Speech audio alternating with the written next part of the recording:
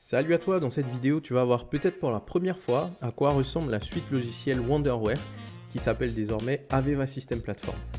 C'est un logiciel SCADA qui est très répandu dans l'industrie et le but à la fin de cette vidéo c'est que tu puisses avoir une meilleure idée de l'interface graphique pour pouvoir l'identifier visuellement dès que tu vois ce SCADA Wonderware. Alors déjà au niveau de l'application, elle utilise le framework .NET de Microsoft et du coup Wonderware par défaut est conçu pour interagir avec tout l'environnement Windows qui est pas mal utilisé sur les systèmes industriels.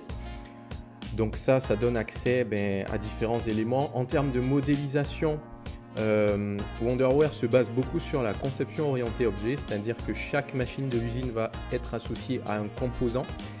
Et du coup, on a une arborescence comme ceci, donc l'usine, différentes zones, différentes lignes de production dans l'usine, et ainsi de suite jusqu'à la machine de fabrication en bout de chaîne. Donc on a cette arborescence-là, et on retrouve un peu les mêmes notions que dans la conception orientée objet, c'est-à-dire les attributs, les classes, les notions d'héritage, de parents-enfants, ce qu'on retrouve là.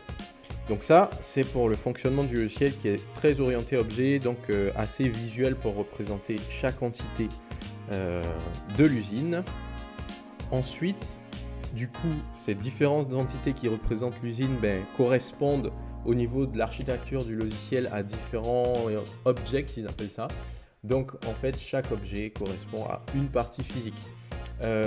L'engine object, donc le fameux app engine, il va servir à l'exécution. Le Win platform, ça va être un petit peu le côté hardware Windows qui supporte l'application. Les différentes zones, donc area, ce sont les zones de l'usine qui correspondent du coup à des lignes de production physique. Et après, on a tous les équipements terrain, donc les différents devices analogues ou binaires, et le Device Integration Object qui fait l'interface avec tous les protocoles de communication pour les automates en particulier. Du coup, avec cette modélisation objet, on met aussi ce concept d'objet dans la manière de fédérer l'architecture de l'application. Et ça, en termes de structure, ça donne à peu près ce que tu vois ici. Donc, au niveau de l'environnement de production, on a différents devices, les automates, qui sont interfacés en passant par les Device Integration Object, donc les interfaces avec les équipements terrain. Et ensuite, l'application en elle-même, le noyau, est basé sur les fameux objets qui représentent chacune des machines.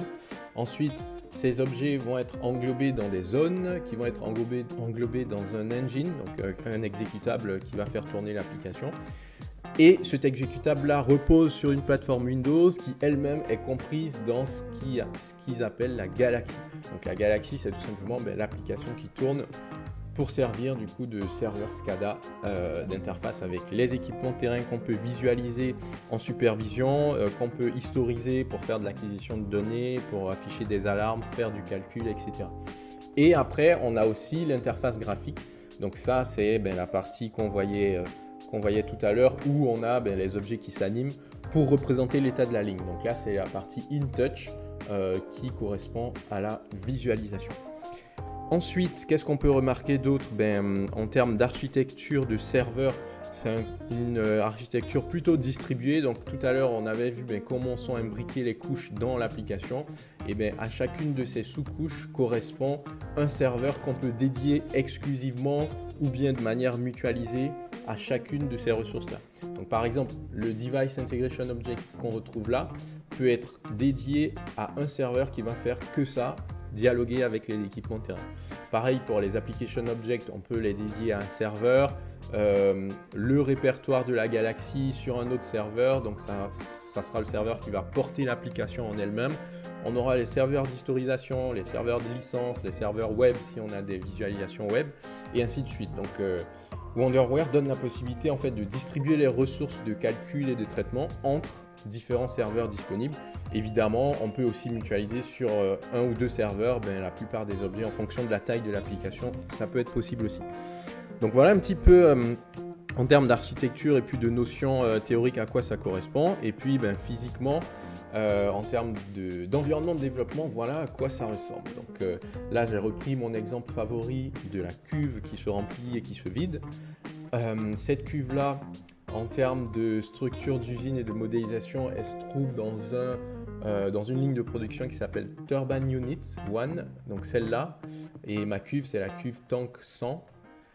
Et du coup, cette ligne de production elle-même est incluse dans toute l'usine de production qui a différentes lignes qu'on peut retrouver ici dans l'arborescence.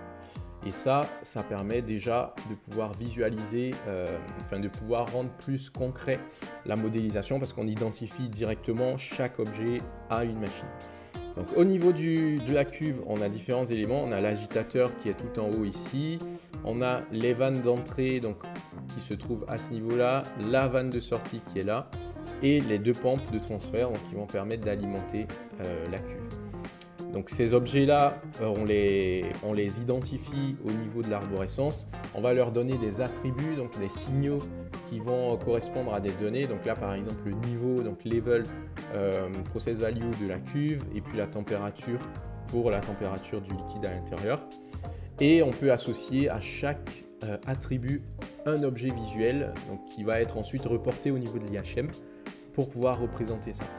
En termes de lien avec les équipements de terrain, là au niveau des entrées-sorties, on a la possibilité de définir en fait pour chacun des attributs quel est le lien avec le terrain. Donc là, on a par exemple, le lien se fait à travers ici un simulateur qui s'appelle InControl, mais on retrouve le nom du tag, le nom de la machine et puis l'emplacement exact de la donnée pour aller la retrouver au niveau des machines. Donc comme on disait tout à l'heure là, ça correspond à ce Device Integration Server qui va communiquer avec les équipements terrain et remonter l'info au niveau de la visualisation. Donc voilà un petit peu à quoi ressemble l'interface Wonderware. Si tu as appris quelque chose avec cette vidéo, n'hésite pas à lâcher un pouce bleu pour soutenir la chaîne et on se dit à bientôt pour de prochaines vidéos sur l'automatisme.